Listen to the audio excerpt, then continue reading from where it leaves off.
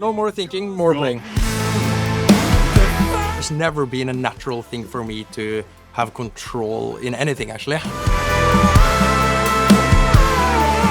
That's a lot of the reason for why I use 3 snare drums as well. It started with 1, then I had to do 2. Now I kind of need to use 5. Are you ready to play along? I might come over and play some of the floor tom parts, but...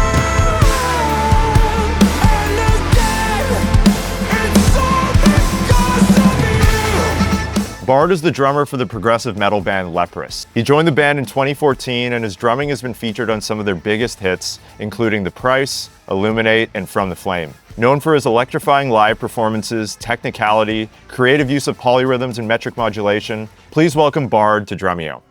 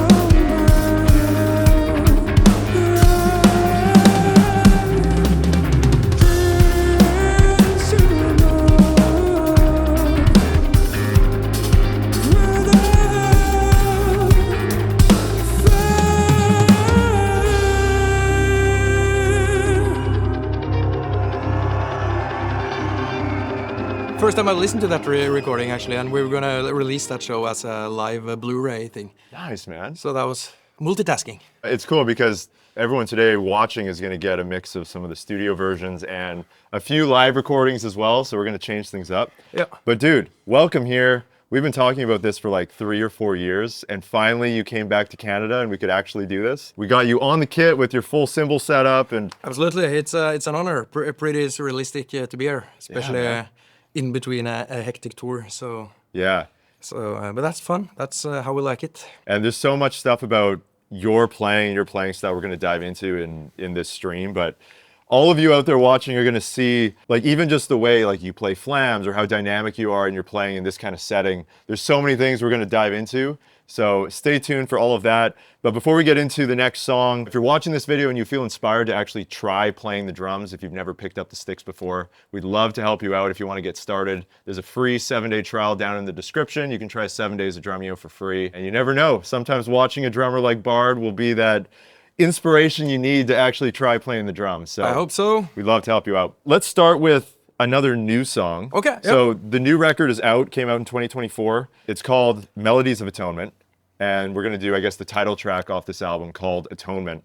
What can we expect in this song? I remember Jojo Mayer with Nerve. He had a concept called like reversed engineering. So instead of having a drum machine trying to copy a human drummer, he's doing a little bit opposite. So that's kind of the vibe I'm looking for on the verses, which has a little bit more trap kind of vibes mixed with some electronics. So I try, for instance, here to at times keep the hat as mechanic as possible, but also dynamic. So instead of doing doubles, I try to do more like stuff like you would have programmed it. But of course, it sounds different when you are a human drummer, but that's kind of the point of reverse engineering. So Jojo Mayer has been a big influence back in the days, for sure. Nice, man. Well, let's hear that track, and then we'll jump into a few other things. Yep.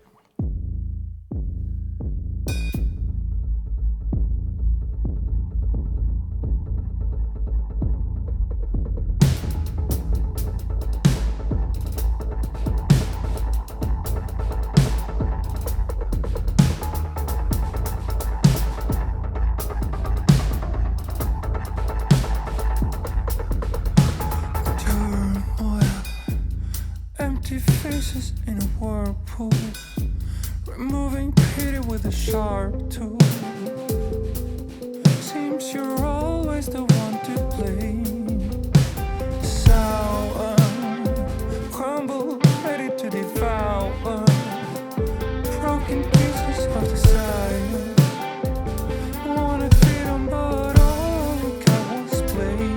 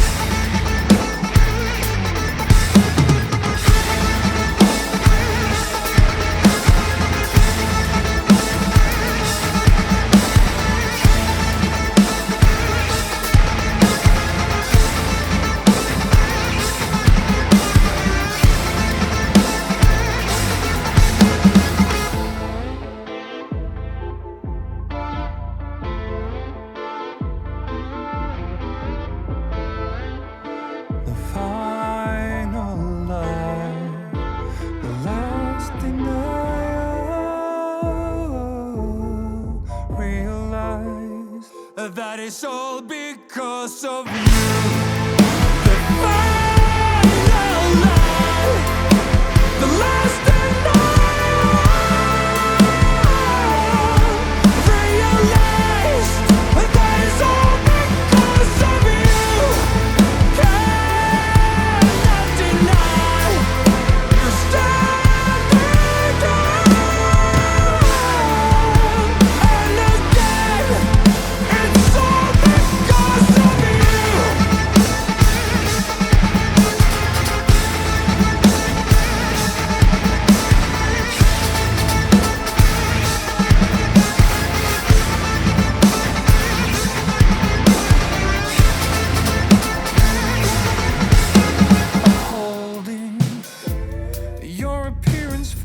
loving people that you owe nothing. The mutuality was never there. Storing all the criticism for you, making sure that you have no clue of how to regain your faith. Aspire to be swallowed by the fire that your ego has acquired. The deception has come through, and it's all because of you. The final lie, the last denial, realized that it's all because of you. Cannot deny you're standing tall, and it's true that it's all because of you. Cannot deny.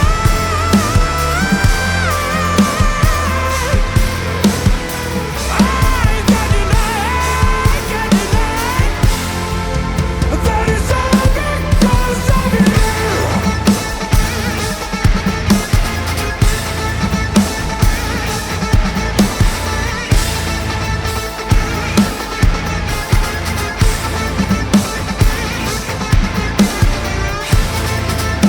It's all because of you. Dude, so when I see you play something like that, I think like the word control is one of the main things that comes to mind. Like you have such control over the note values and subdivisions you're playing on the hats. Like you're all over the place in different parts of the song. And then even dynamically, you're going from like huge peaks to the most like delicate part on the hats and the side snare. Thank you so much. have you like spent a lot of time like on those really fine details? Or is that something that's kind of just been part of the playing of the drummers who have influenced you? Both, actually. Like, there's never been a natural thing for me to have control in anything, actually. But in terms of dynamics, that was probably my weakest point Really? throughout the whole teenagers and early 20s, to be able to hold back. But I had a very good teacher at the college I went to. Shout out to Bruce Rasmussen, who learned me grip stuff based on Freddie Gruber, Joe Morello kind of thing, and himself. And just by learning to, when I play soft, to go more for the French version at times. The French grip with the thumb above allows me so much more to kind of get a more delicate sound on the ride if I want that. And same on the hat, because when you have this match grip, you kind of naturally have way more power. And that's what I use for everything else. So... And as Dave Weckl says, I guess, any issue on the kit can at some point go down to technique as well, to be able to control exactly when the stick hits the surface. And stuff like that. So yeah, and with Leprous, it's a very dynamic band, so I've just been forced the last 11, 12 years to really work on focusing on small details and dynamic range. So I think a lot of people, when they hear about a metal band or something, I know Leprous is so much more than just a metal band or a rock band. Some of the stuff you're doing, like even some of the micro timing things you're doing with the spacing of your flams or the kick, snare, hat, it seems so precise. And I know that's on purpose. But I try to play in time somehow, but I like to stretch it and break the rules a little bit. So I remember when I learned flams the first time, it was all about getting them as tight as possible. But now it's more like sometimes it's just like a feeling thing. So you mentioned Jojo, you mentioned Weckl. I've read online, and you've mentioned a few other drummers who have inspired you, but like, who would be like some of your key influences on the kit or even just musically? Mike Portnoy, for sure. Dream Theater discography and what he did in the, especially in the late 90s and early 2000s. Terry Bozzio, probably, for the more modern stuff, like if you watch old live clips from the 70s when he played with Missing Persons, or when he's sitting in his boxer shorts with no shirt and singing, like that kind of That's a very big influence for me. Also Neil Peart and Gavin Harrison has been a huge influence. A lot from Vinnie Colaiuta, Steve Gadd. You cannot avoid those. And Chris Daddy Dave. I can continue for forever. Lots of Norwegian drummers as well. Two that I found interesting when I was doing some research for this. You mentioned Frank Beard from ZZ Top.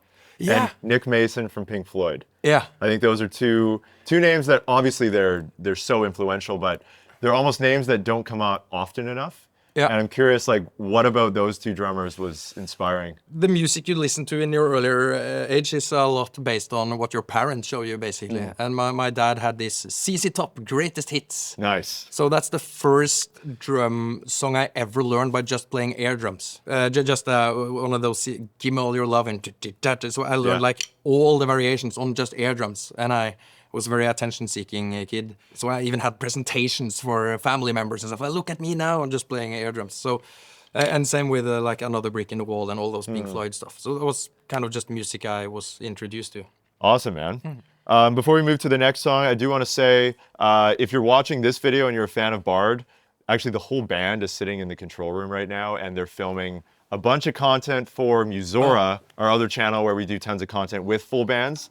And you guys actually played Atonement in one of your Musora episodes, and you also did a cover on the spot. If you're a fan of what we're doing here on Drumeo, you're also gonna love what we have over on Musora. So you can get the drums version here, the band version over there. All right, man, next up, we have my favorite Leprous song, Illuminate. Oh, yeah, okay, we haven't played it in a while, so let's go. We were at the show last night, and this one wasn't in the set, so I feel like this is meant to be. Okay, let's go. No more thinking, more playing. We'll talk about it after. Yeah.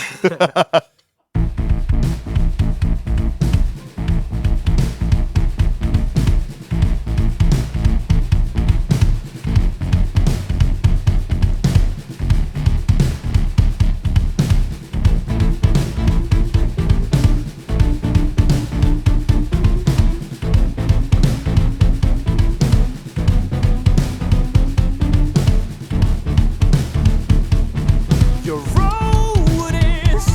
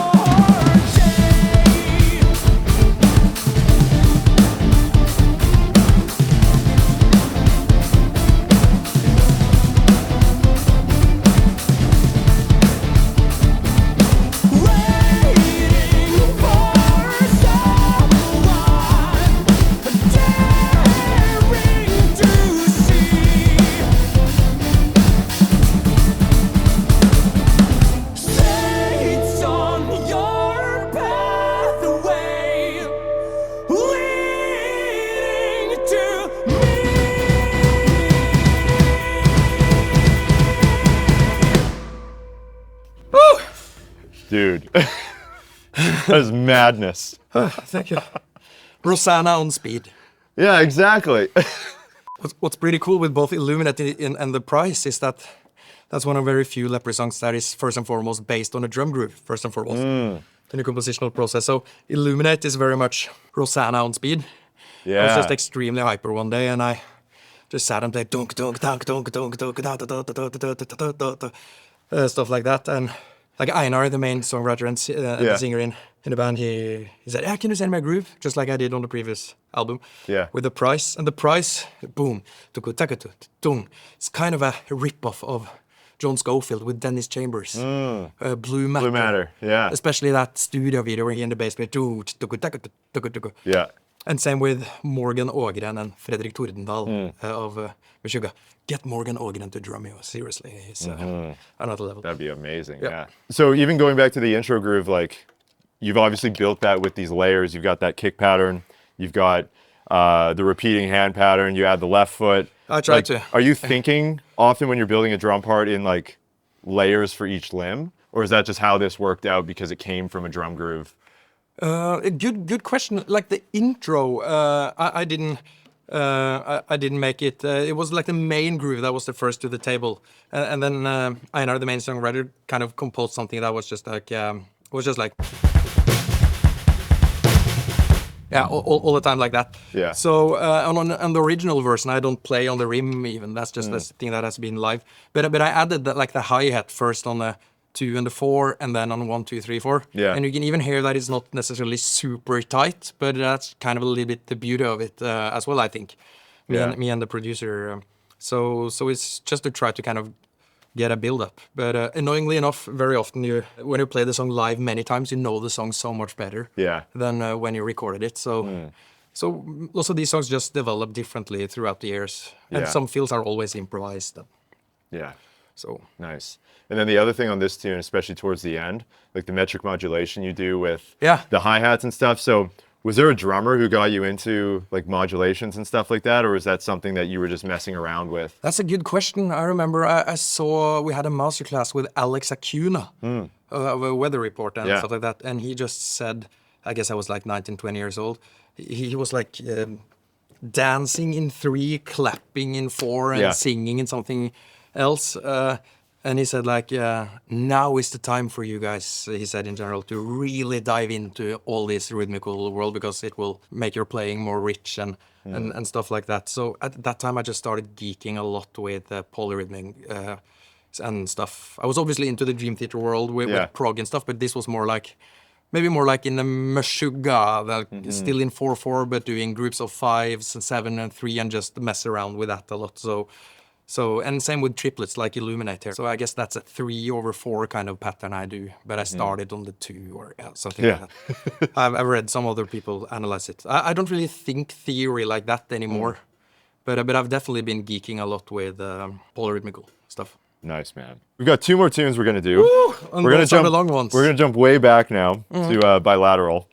We've got Forced Entry. You were just telling me last night in the green room quickly the time signatures that you're working with in this song, but what are like a few of them that people can expect? That's it starts off with a 15/16, which is pretty cool, and at the middle section and the end there's 21/8, I think.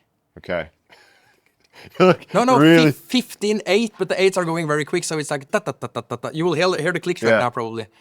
And then it's like tick tick tick tick, 21/8 or something. Yeah, I was not in the band by that time, but I remember when I heard that song, it was like, holy crap. Yeah. And shout out to the first Leprous drummer here from the first 3 records, Tobias, Ørnes, Andersen. He's the one who inspired me to those fat flams and stuff like that. Are you changing up like quite a lot from what you hear on the studio version? Like you've adapted this for live? Yeah, I mean, when I first started in Leprous, it was a very big shoes to fill because he had such a unique sound and stuff. So I was probably more true to the originals in many ways back then, but also he improvised a lot. So in order to move forward in the musical and creative process of being a drummer in Leprous in general, I just had to start to make it my own a little bit. Some kind. So I don't even remember what I'm doing now that is not on the record or not. So that would be cool to check back. So we're doing this to a live version too. This is to a live version. Is it from Tilburg in Netherlands, Harrison? If it's from Tilburg, I remember I broke the underskin of my snare here, so I played most of the song here on the left, and that's pretty tricky when you're body memory. So I hope I didn't throw off the other guys. But let's see. Okay. Forced fucking and dry. That's a joke when it says fucking, by the way.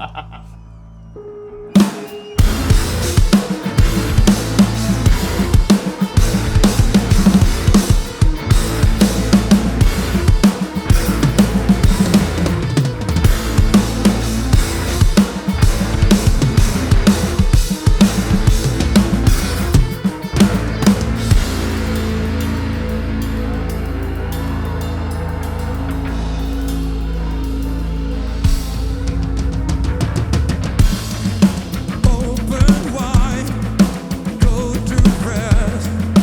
Waited for my words to explain your quest.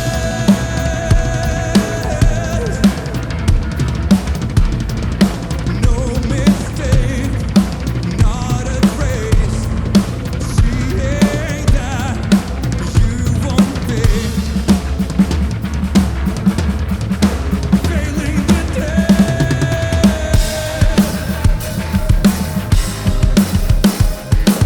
Rest in peace now with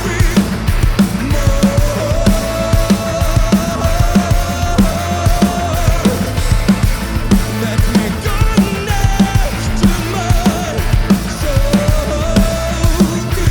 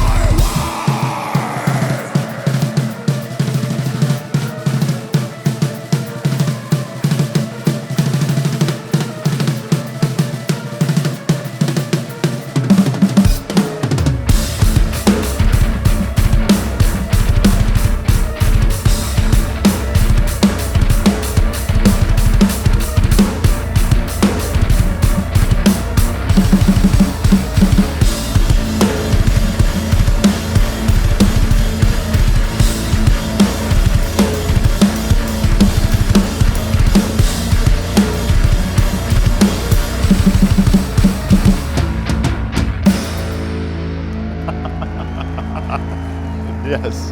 What the Rick?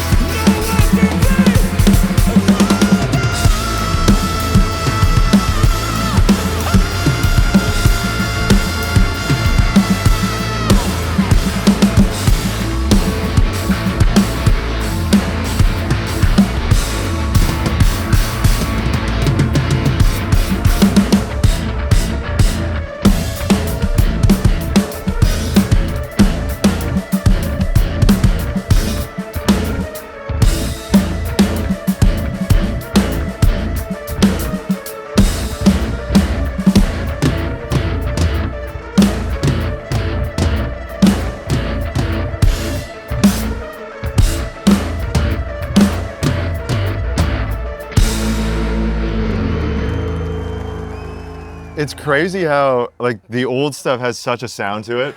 It's so different from the new stuff. Yeah. It's crazy. It's got to be fun to play like. Shout out to Tobias. Yeah, like to be able to play that live and build a set where you get pieces of all those records. It's got to be a lot of fun. That's a lot of the reason for why I use 3 snare drums as well. Oh, really? It started with 1, then I had to do 2. Now I kind of need to use 5, but I say 3 is enough. Every year you'll add 1 more. Oh, that's great, dude. Well, we're almost at the end of the stream. Man, we've like put you to work today. Yeah. You're an animal. I do want to just mention that we're filming a ton of content with Leprous, the entire band.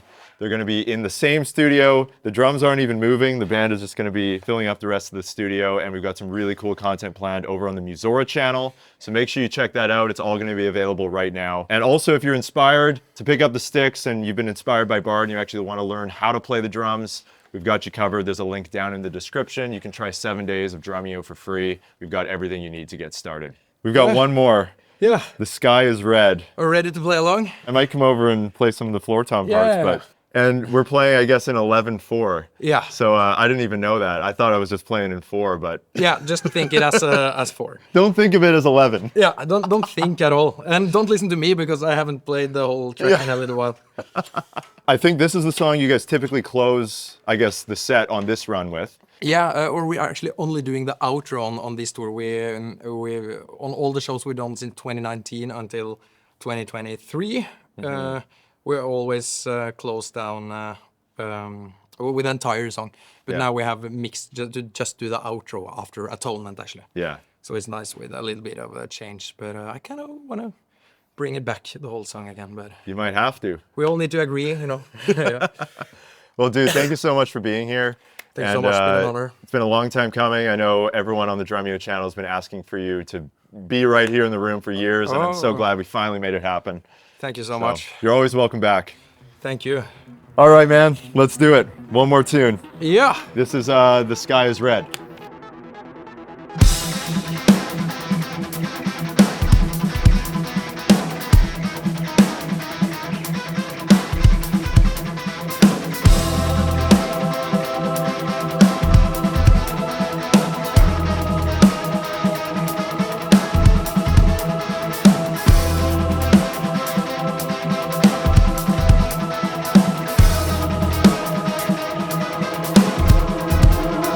Whoa!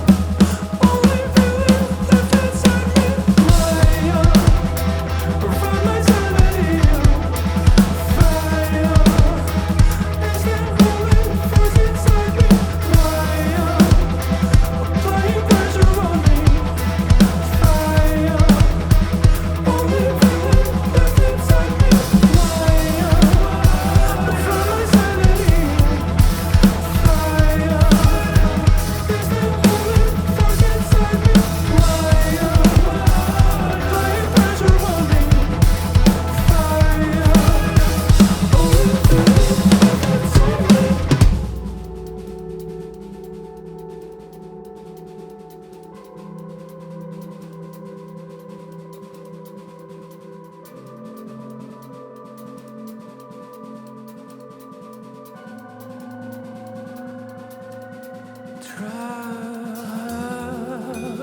inside the flames,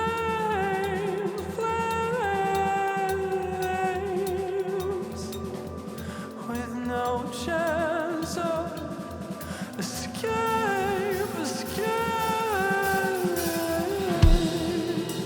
My own little parallel universe